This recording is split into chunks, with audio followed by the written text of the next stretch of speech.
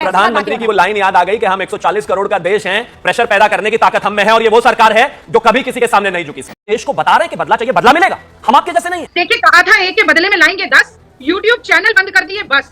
हर व्यक्ति को चुन चुन कर जवाब भी मिलेगा, जवाब भी लिया जाएगा। और सांत्वना देती हूँ मैं हर उस भाजपाई और संघी को जो कह रहा था कि बटोगे तो कटोगे, एक है तो सेफ है, जिसने की जातिगत जनगणना की बात उसे मारूंगा लात। अब एक है तो सेफ है ना कि अनसेफ है? 2008 के बाद तो नहीं लिखा गया, पहले लिखा गया भाई। 26/11 हमले के बाद जिसमें इस देश के 166 लोग शहीद हो गए, एक बात नहीं बोल पाए, सर को झुकाकर जो है चुपचाप उसको स्वीकार कर लिया और आज चौपाई पढ़कर इस देश को बता रहे हैं कि बदला चाहिए, बदला मिलेगा। हम आपके जैसे नहीं है। वो तिफल क्या गिरे जो घुटनों के बल चले, जरा सा चल के तो देखो, संभल के तो देखो। न चल सकते न संभल सकते, घुटनों के बल चलने वाले लोग आज भाषण दे रहे हैं। दोस्तों नमस्कार, स्वागत है आप सभी का। आप देख रहे हैं एसके डिबेट। पहलगाम आतंकी हमले के बाद जहां एक तरफ मोदी सरकार ने पाकिस्तान पर कड़े एक्शन लेना शुरू कर दिया है और सेना को भी फ्री हैंड कर दिया है, वहीं दूसरी तरफ विपक्ष मोदी सरकार से बार बार यही सवाल पूछ रहा है कि इस हमले का जवाब मोदी सरकार कब देगी। हालांकि पूरा देश जानता है कि देर तो जरूर हो सकती है, लेकिन मोदी सरकार इस हमले का करारा जवाब ना दे ऐसा तो बिल्कुल नहीं हो सकता। बस इंतजार है सही समय का। तो सबसे बड़ा सवाल यही है कि विपक्ष को किस बात की इतनी जल्दी और हड़बड़ाहट है। इसी बीच मोदी सरकार ने जातिगत जनगणना कराने का भी ऐलान कर दिया है। तो आज की डिबेट इन्हीं मुद्दों पर होने वाली है। बीजेपी की तरफ से शिवम त्यागी और राजनी नायक कांग्रेस पार्टी की तरफ से हैं। दोस्तों वीडियो शानदार होने वाली है। आपसे अनुरोध है वीडियो को अंत तक जरूर देखें। वीडियो पसंद आए तो लाइक करें, शेयर करें, कमेंट करें और मेरे चैनल को सब्सक्राइब करें। तो दोस्तों मेन डिबेट स्टार्ट करते हैं। चलिए शुरू करते हैं।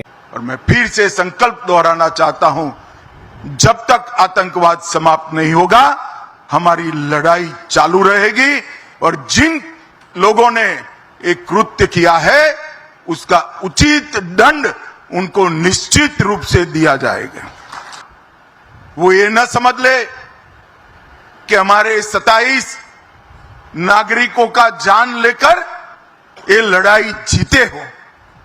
मैं सभी आतंक फैलाने वालों को कहना चाहता हूं कि लड़ाई का अंत नहीं है, एक मकाम है। हर व्यक्ति को चुन चुन कर जवाब भी मिलेगा, जवाब भी लिया जाएगा। कि बड़ा सवाल यह है, ये इतनी बेसब्री क्यों है? मतलब क्यों? पेशेंस रखिए भाई। जयराम रमेश जी कह रहे हैं कि आया क्या है वहां सीसीएस की बैठक से, निकला क्या? रुक जाइए ना, इतना उतावलापन क्यों? मैं तो एक ही बात पूछ रही हूँ आपसे। मैं भी उसी का जवाब दे रही हूँ, तो देखिए 56 इंच का सीना, लाल आंखें, 2.5 किलो का हाथ, नहीं माफ कीजिए, वो शायद सनी देओल का था। वो इतनी अतिशयोक्ति जुड़ जाती है मोदी जी स्वयंभू महामानव के साथ। क्या बोला तूने? इसी से जोड़कर आपने जो सवाल पूछा कि क्या धैर्य नहीं है, आपने कबीर की चौपाई सुनाई, मैं रामचरितमानस की चौपाई सुनाती हूँ आपको। विनय न मानी जलधि जड़, गए 3 दिन बीती, बोले राम सकोप तब, भय बिन होए न प्रीति। तो पाकिस्तान ने जो नापाक इरादों को अंजाम दिया है, उसके बाद पाकिस्तान को खौफजदा करना, पाकिस्तान के मन में इतना डर बिठाना कि वो भारत की सरजमी कश्मीर की तरफ आंख उठाकर भी देखे अगर, तो उसकी रूह कांप जाए। अरे ये बहुत जरूरी है। जी, पर उसके लिए उतावला क्यों होना? जयराम रमेश जी कह रहे हैं कि आया क्या है वहां सीसीएस की बैठक से, निकला क्या? रुक जाइए ना, इतना उतावलापन क्यों? मैं तो एक ही बात पूछ रही हूँ आपसे। तो पंक्ति में खड़े हुए अंतिम जन को अग्रिम बनाने की जो लड़ाई थी, मुझे लगता है राहुल गांधी जी के अथक प्रयासों के बाद 4000 किलोमीटर वो जो जनगणना की बात करते हुए संविधान की किताब हाथ में लेकर चले और कहीं ना कहीं किसानों की भूमि को अधिग्रहित करने का जो एक ऑर्डिनेंस लेकर आई थी मोदी सरकार, तो निरंकुश सरकार की नाक में नकेल तब भी डाली थी और अब भी घुटने टिकवा दिए। आज 1 मई मजदूर दिवस पर मैं देश की जनता को बधाई देती हूँ और सांत्वना देती हूँ मैं हर उस भाजपाई और संघी को जो कह रहा था कि बटोगे तो कटोगे, एक है तो सेफ है, जिसने की जातिगत जनगणना की बात उसे मारूंगा लात, धर्म पूछी जाति नहीं। मुझे लगता है वो सब लोग आज कहीं मुंह दिखाने लायक नहीं बचे।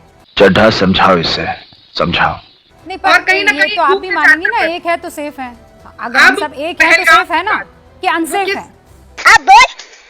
रुबिका, आप इतनी बड़ी पत्रकार हैं, क्या संदर्भ किस संदर्भ में कहा गया, किस मंशा के साथ कहा गया, अरे मैं तो और संदर्भ नहीं, मैं तो सांप्रदायिक राजनीति को किस तरीके से भाई, तूल देने के बरसों लिए से हम ये कहा सुनते गया, आए हम हैं कि एक है तो सिर्फ है। अब मैं पहलगाम पे आ जाती हूँ। हाँ। मैं पहलगाम पे आ नहीं, जाती हूँ। अब इसी आप बोल दीजिए जल्दी, 10 एक सेकंड लाइन में। जल्दी से बोल हाँ, दूं। 10 देखिए, ये भारत की सरकार का और भारत के प्रधानमंत्री का उत्तरदायित्व था सबसे पहला कि वो पहलगांव जाते। पहलगांव नहीं गए, वो गए बिहार चुनाव की रैली।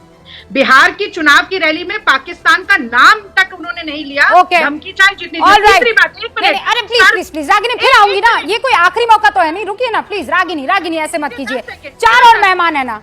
पूरा देश यही सोच रहा था कि पहलगाम को लेकर आपकी तरफ से किसी तरह का कोई संकेत होगा, आप तो एकदम ही अलग दिशा में चले गए, और उस वाली दिशा में जिसमें मतलब क्या एक दिन बीता था जब वो आपने एक पोस्ट किया था कि इसने धर्म पूछा है, जाति नहीं, और फिर अब जातिगत जनगणना कौन करा रहा है? पहले तो मुझे समझ में आजकल ये नहीं आ रहा है, ये कांग्रेस आई से कोई और कांग्रेस भी टूटकर होने वाली है क्या? क्योंकि अभी की जो कांग्रेस है ये कांग्रेस इंदिरा है।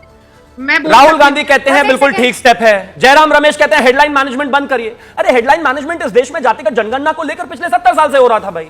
जब ये पूरा देश जातिगत जनगणना की मांग कर रहा था, जब इस देश की हर प्रिंसिपल ऑपोजिशन पार्टी जातिगत जनगणना की मांग कर रही थी, तब 2010 में आपने जातिगत जनगणना के लिए हाँ तो किया, लेकिन कभी नहीं कह रहे हैं आप प्रेशर में आकर ये काम कर रहे हैं। बिहार चुनाव है इसलिए आप ये काम कर रहे हैं, जहां पर आपको फोकस करना चाहिए वो नहीं कर रहे हैं। प्रधानमंत्री की वो लाइन याद आ गई कि हम 140 करोड़ का देश हैं, प्रेशर पैदा करने की ताकत हम में है, और ये वो सरकार है जो कभी किसी के सामने नहीं झुकी। बात तो सही है। देखिए, रागिनी जी ने शुरू किया कि बिना न माने जल्दी जड़ गए 3 दिन बीत, और बोले राम सकोत तब भय बिन होए न प्रीत। अब ये रामचरितमानस 2008 के बाद तो नहीं लिखा गया, 2008 के बाद तो नहीं लिखा गया, पहले लिखा गया भाई। 26/11 हमले के बाद जिसमें इस देश के 166 लोग शहीद हो गए, एक बात नहीं बोल पाए, सर को झुकाकर जो है चुपचाप उसको स्वीकार कर लिया, और आज चौपाई पढ़कर इस देश को बता रहे हैं कि बदला चाहिए, बदला मिलेगा, हम आपके जैसे नहीं हैं। लेकिन कैसे भूल जाते हो इस चीज को? बराक ओबामा ने अपनी किताब में लिखा अ प्रॉमिस्ड लैंड वॉल्यूम 1 चैप्टर 16 कि मनमोहन सिंह ने उनसे कहा कि हमारे देश में कुछ हिंदूवादी पार्टियां हैं, अगर हम पाकिस्तान पर हमला करते तो इससे उनको बढ़ावा मिलता और माइनॉरिटीज को गलत नुकसान होता, फायदा नहीं होता, इसलिए हमने हमला नहीं किया, and we are proud about the fact. तब बदला नहीं चाहिए था आपको जब 166 लोग चले गए, तब तो नहीं पाकिस्तान के साथ पीके बढ़ानी है, वहां लड़ाई हो जाएगी। लेकिन आपकी गलती नहीं है, वो तिफल क्या गिरे जो घुटनों के बल चले, जरा सा चल के तो देखो, संभल के तो देखो। न चल सकते न संभल सकते, घुटनों के बल चलने वाले लोग आज भाषण दे रहे हैं। गजब बेइज्जती है। देखिए, कहा था एक के बदले में लाएंगे 10, यूट्यूब चैनल बंद कर दिए बस। अगर मोहन सर्वदलीय बैठक में जाने के लिए प्रधानमंत्री जी के पास समय नहीं है, विशेष सत्र बुलाने के पास समय नहीं है, मोहन भागवत जी के पास गए सत्र की चर्चा करने के लिए या क्या करना है इसकी चर्चा करने के लिए, तो भाई लोग सोच रहे थे एक और मास्टर स्ट्रोक होगा, शायद सारे जो ट्रेंड स्वयं सेवक है उनको भी बॉर्डर पर भेजा जाएगा, उसकी भी कोई बात हमें सुनने में नहीं आई। तो मैं जानना चाहती हूँ कि नरेंद्र मोदी जी, विपक्ष को कोई उतावलापन नहीं है, पर 1962 में अटल बिहारी वाजपेयी जब पहली बार के सांसद थे, नेहरू जी के पास गए, देश में चीन और भारत का युद्ध चल रहा था रूबिका, उन्होंने कहा विशेष सत्र चाहिए, नेहरू जी ने कहा विशेष सत्र मिलेगा। अटल बिहारी वाजपेयी जी ने पानी पी पी कर सत्र में बोला और भारत की सरकार को उस वक्त कोसा। मोदी प्रधानमंत्री जवाहरलाल नेहरू ने कभी उन्हें चीन का एजेंट नहीं कहा। मैं तो कहना चाहता हूँ इस देश की सरकार ने ऑल पार्टी मीटिंग बुलाई, बात हो गई, अब बदला लेना है। मैं नहीं मानता कि इसमें कोई इफेक्ट की आवश्यकता है। और सुनिए, YouTube एक नहीं 1000 चैनल बंद हो जाएं। देश की इंटेग्रिटी सबसे महत्वपूर्ण है, जहां पर बैठकर YouTube पर ड्रामा नहीं चाहिए, इस देश को एकता चाहिए। एक सेकंड। सैम मानेकशॉ ने के बारे में एक किताब है, फील्ड मार्शल सैम मानेकशॉ, और उसमें सैम मानेकशॉ ने तब के प्रधानमंत्री इंदिरा जी से कहा कि madam prime minister, you may not mind being in the same situation as your father was in 1962, अर्थात आप अपने पिता की तरह उसी सिचुएशन में नहीं जाना चाहेंगे जैसा 1962 में हुआ था, हमें समय चाहिए 6 महीने, और उसके बहुत सारे कारण उन्होंने गिनाए, वो माने। Revenge is a dish best served cold. मैं मानता हूं कि पहली बात, ना ही तो यहां रागिनी चल रही है और ना ही यहां कोई नायक का एक दिन का प्रधानमंत्री है। यह जिम्मेदारी सैनिकों की है, यह जिम्मेदारी सेना की है, यह जवाबदेही उनकी है, उनके पीछे सरकार खड़ी है। सरकार ने कहा फ्री हैंड है, मौका आपका, समय आपका, जगह आपकी, ताकत आपकी, आर्मी दिखाएगी, देश की सेनाएं दिखाएंगी कि कब कहां किसको कैसे मारना।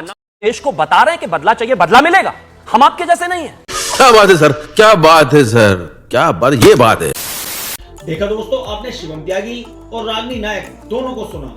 आप किसकी बात से सहमत हैं? दोस्तों, वीडियो को लास्ट तक देखने के लिए दिल से धन्यवाद। और वीडियो के बारे में आपकी क्या राय है कमेंट सेक्शन में कमेंट करके बताएं। और अगर वीडियो पसंद आई हो तो लाइक करें, शेयर करें, कमेंट करें और मेरे चैनल को सब्सक्राइब करें। तो दोस्तों मिलते हैं अगले वीडियो में। जय हिंद, वंदे मातरम, जय श्री राम।